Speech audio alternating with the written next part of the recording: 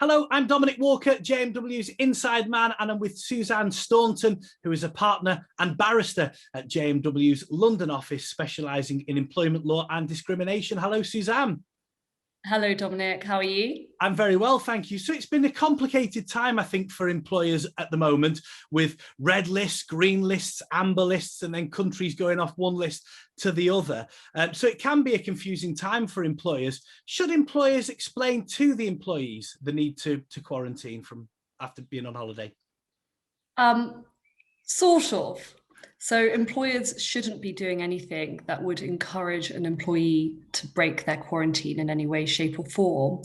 But likewise, it would be a health and safety risk for someone who ought to be quarantining to come to the office or place of work. So to that end, yes, but really the primary duty is on the employee who's travelling to ensure that they're complying with their quarantine rules. And you mentioned about requiring to come to the office. In the case of an employer who does require employees to be at the place of work, what happens in terms of payment during the quarantine when obviously they need to stay away from work? I think that depends very much on the employer. So obviously it's very simple for those employees that are working from home and have been working from home for the last year or so, because they can continue to work from home during the quarantine period. But for those that aren't, and those that are required to go into their place of work, it is more difficult. I think it really comes down to what the employer's policy on the matter is, because they can either not pay them, they could pay them some sort of salary, or they could compel them to go and take holiday during the quarantine period. However, employers need to take individual circumstances into consideration. So let me give you an example.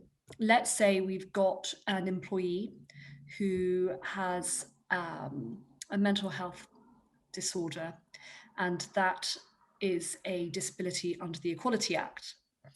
And part of their mental health issues come from financial strain, say.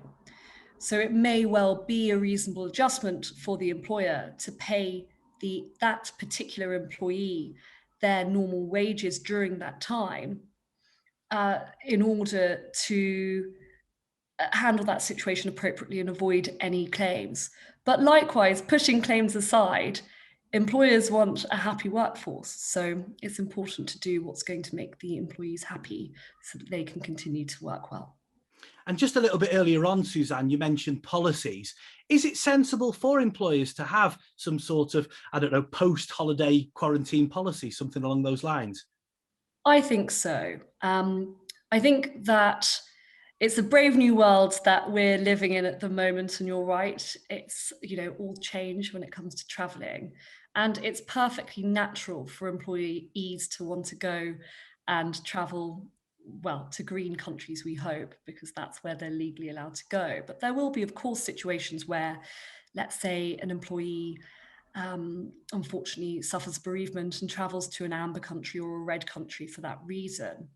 And I think that it's important for employers to set clear guidelines about how they plan to deal with employees attending a green country or an amber country or a red country, so that there is a framework in place so that they can deal with it lawfully.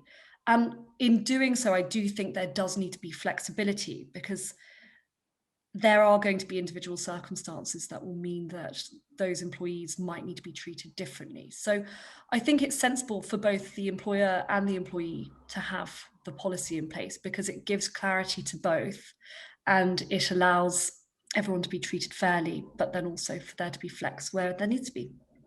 Excellent. Thank you very much, Suzanne. And I know that you do contentious work and non-contentious work as well. So you will be able to help guide with that sort of policy as well. So if you'd like to contact Suzanne, you can contact her via me, email insideman@jmw.co.uk, or call me on 0161 82 81 999.